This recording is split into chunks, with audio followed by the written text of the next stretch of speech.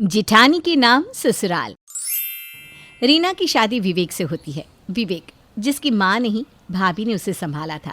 शादी के बाद देखो रीना, मेरी माँ तो साथ में नहीं है, लेकिन माँ की तरह ही भाभी ने मुझे प्यार दिया, मेरा ख्याल रखा, मेरे साथ रही। तो तुम उन्हें सास का ही दर्जा देना। हाँ वो तो ठीक है, लेकिन सासू माँ हम लोगों के साथ क्यों नहीं रहती? वो क्या है ना, माँ को डर है कि कहीं गांव की प्रॉपर्टी चाचा लोग ना ले ले। फिर मेरी नानी का घर भी गांव में ही है, जिसे मेरी माँ देखा करती है। मामा के घर भी आसपास में ही है, तो माँ का मन वहीं लगा रहता है। तो तुम लोग शहर कैसे आ गए? पापा शहर में ही काम करते थे, उन्होंने ही ये घर बनाया है, तो इसीलिए माँ तो आई नहीं। पापा के जाने के बाद भाई की शादी और फिर भाभी ने घर को संभाला। रीना अक्सर विवेक से उसकी ज़िंदगी की बातें पूछा करती कि वो कैसे रहते थे, कैसे कम पैसों में उसकी पढ़ाई लिखाई हुई। भाभी ने अपने सारे गहने रखकर इस घर को बचाया, नहीं तो ये घर तो मेरी पढ़ाई में बिक ही गया होता। रीना को जिठानी से प्यार था, वो सास की तरह उसका ख्याल रखा करती थी। एक रोज़, दीदी ये साड़ी और श्रृंगार का सामान कल करवा चौथ है ना, तो सास को दिया जाता है। हाँ पर मैं दीदी आज ये कमाने खाने लायक सिर्फ आप ही के कारण हो पाए हैं। माँ जी ने तो गांव के घर का मोह नहीं छोड़ा, और आपने गहने तक नहीं रखे। जिठानी समझ जाती है कि देवर ने देवरानी को सारी बात बताई है। दोनों मिलजुल कर रह रही होती है कि एक रोज़, रीना कल सासू माँ गाँव से आने वाली है, तो कल से मैं खाना बना दिया करूँगी। उनके हिसाब से खाना तुम नहीं बना पाओगी। ठीक है दीदी, मैं ऊपर के सारे काम कर दूँगी। वैसे वो क्यों आ रही है? जिठानी देवरानी की बात पर हंसती है। वो क्या है ना, बीच बीच में आ जाती है। वो क्यों आती है ये तो तुम्हें उनके आने के बाद ही पता चलेगा। तभी विवेक आता है। भाभी, माँ और ये कल भैया बोल रहे थे, रीना को बता देना भाभी, नहीं तो फिर कल को कलेश ना हो जाए। जैसा मेरे बारे में बताया था वैसे ही माँ के बारे में भी बता दो। वैसे मैं क्या कहती हूँ, क्या ज़रूरत है कुछ कहने की? देखे तो रीना की सोच कैसी रहती है माँ से मिलने के बाद। क्यों विवेक? भाभी सही कहा, इसे खुद ही फैसला करने दो। अरे लेकिन कुछ पता तो चले कि क्या बात है, क्यों आखिर आप लोग ऐसी बात कर रहे हैं? बस ये समझो कि तुमको समझ कर चलना है कि किसी बहकावे में नहीं आना। क्यों भाभी? भाभी विवेक की बात सुनकर हंसने लगती है। मतलब क्या माँ जी भड़काती हैं? अरे नहीं नहीं रीना, ऐसा कुछ नहीं है। विवेक क्या बात है, क्यों ऐसे बोल रहे हो? जाओ यहाँ से अब। भाभी की डांट खाकर विवेक चला जाता है। रीना सोच में पड़ जाती है कि क्या हो गया। तभी उसकी माँ का फ़ोन आता है। नमस्ते माँ, कैसी हो? क्या चल रहा है? आ गई बेटी की याद? मुझे तो आ गई बेटा, लेकिन देख रही हूँ ससुराल जाकर तुझे बिल्कुल याद नहीं आ रही हम लोगों की। अरे बेटा कैसी है? आ जा 2-4 दिन रहने के लिए। पापा को भेज दूँ क्या वहाँ लाने के लिए? अरे कहाँ माँ, वो क्या है ना, मेरी सास आ रही है 2-4 दिनों के लिए। हाय रे फूटी किस्मत मेरी बेटी की, 2 सास को कैसे संभालेगी? बेटा तू तो यहीं आ जा। नहीं माँ, मेरी जिठानी तो बिल्कुल दीदी जैसी है, उन्हें सास बोल ही नहीं सकते। लेकिन हाँ, पहली बार सास से सामना हो रहा है, समझ में नहीं आ रहा कैसे बिहेव करूं। देख बेटा, मैं तो तेरी माँ हूँ, मैं जो बोलूँगी वो 100 की सीधी बात बोलूँगी। बेटा सास सास होती है, ना कि जेठानी। सास की बात मान कर चला कर, जेठानी का क्या है, वो तो अपना हिस्सा लेकर निकल जाएगी। लेकिन बेटा सास को खुश नहीं रखेगी ना, तो जो है वो सारा भी जेठानी को दे देगी। बेटी माँ की बात समझ तो रही होती है, आखिर माँ तो माँ ही होती है, उसे क्या पता कि बेटी के ससुराल का क्या माहौल है, क्योंकि बेटी को तो सास के बारे में जेठानी ने कुछ बताया नहीं, ना अच्छा ना बुरा। अगले रोज़ सासू माँ आ जाती हैं। क्या रे रीना बहू, तेरी माँ ने पैर छूना नहीं सिखाया क्या? माँ जी वो आ ही रही थी, वो क्या है ना, वो पोछा लगा रही थी तो हाथ गंदे थे। आप नहा धोकर शुद्ध होकर आई हैं ना, क्यों? आदत नहीं गई तेरी सास बनने की।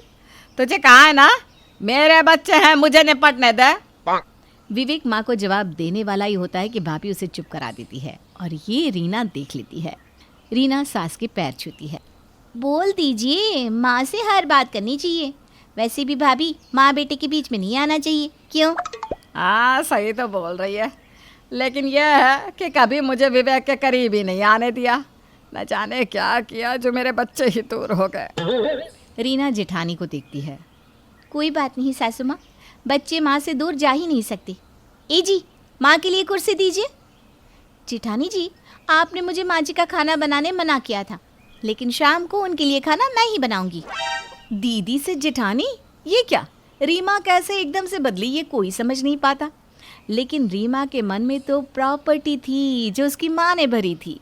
शाम को रीना खाना बना रही होती है कि रीना, वो सासू माँ के खाने में ना। रहने दीजिए दीदी, आप कमरे में आराम करिए, बहुत खाना बनाया है मैंने। अरे शादी पार्टियों के खाने में अकेले बना लिया करती थी, तो मुझे सिखाने की कोशिश ना करिए। तभी सास की आवाज़ आती है। मैं चाय पानी खाना सब छोटी बहू के हाथ का ही लूँगी। वो क्या है ना, छोटी मुझे बहुत पसंद आ गई, बड़ी से बिल्कुल अलग। अरे भगवान हर किसी को ऐसी बहू दे। अब क्या था, विवेक और जेठानी तो समझ रहे होते हैं कि सास की ये क्या चाल है, लेकिन हमारी रीना, देखा, प्यार हर इंसान को बदल कर रख देता है। सासू माँ कितनी प्यारी है, बिल्कुल माँ जैसी। मैं चली उन्हें खाना खिलाने। लेकिन ये क्या, जैसे ही सास पहला निवाला खाती है, थाली उठाकर फेंक देती है। क्या हो गया माँ जी, सब ठीक तो है ना? अरे जितनी भी चालाक और दुष्ट हो मेरी बड़ी बहू, लेकिन कभी मेरे खाने में मिर्च की एक बूंद नहीं डाली। पता है ना मुझे मिर्च से प्रॉब्लम है। डॉक्टर। खैर, किसी तरह सास को ठीक किया जाता है। दीदी एक बार तो बता देती कि।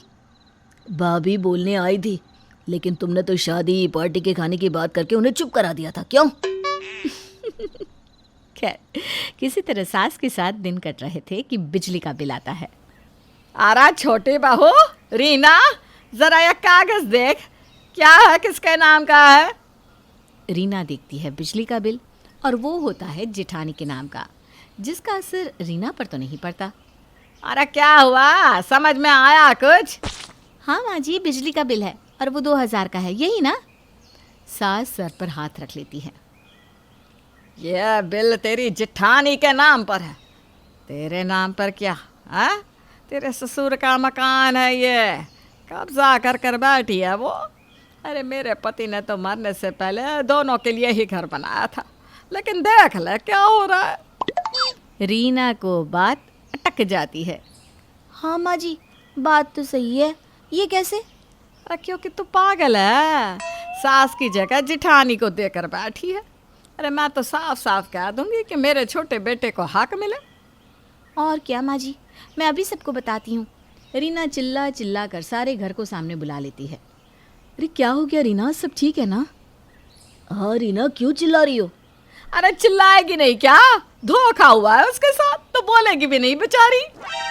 धोखा? कैसा धोखा? किसने दिया धोखा? आपने दिया। ये मेरे ससुर के घर को अपने नाम कर लिया। देखिए जी, जिन्हें आप माँ की तरफ पूछते थे, क्या किया उन्होंने।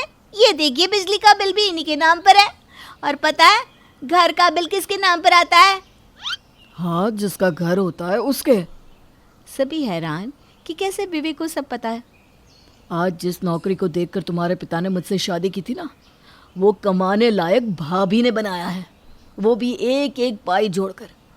माँ को कहा था कि गांव की कुछ ज़मीन बेचकर मुझे पढ़ा दे, लेकिन माँ नहीं मानी। हाँ तो क्या, घर भी तो पिता के नाम था ना। हाँ था, उसे बेचा भी, लेकिन भाभी ने पिता की निशानी नहीं जाने दी। अपने सारे गहने बेचकर उन्होंने घर खरीद लिया। अरे ना, घर कौन खरीदता है? जिसके पैसे होते हैं। भाभी मुझे माफ़ कर दीजिए, मैं माँ जी के बहकावे में आ गई। तभी तो कहा था अपनी अकल से काम करना सीखो। अब समझी?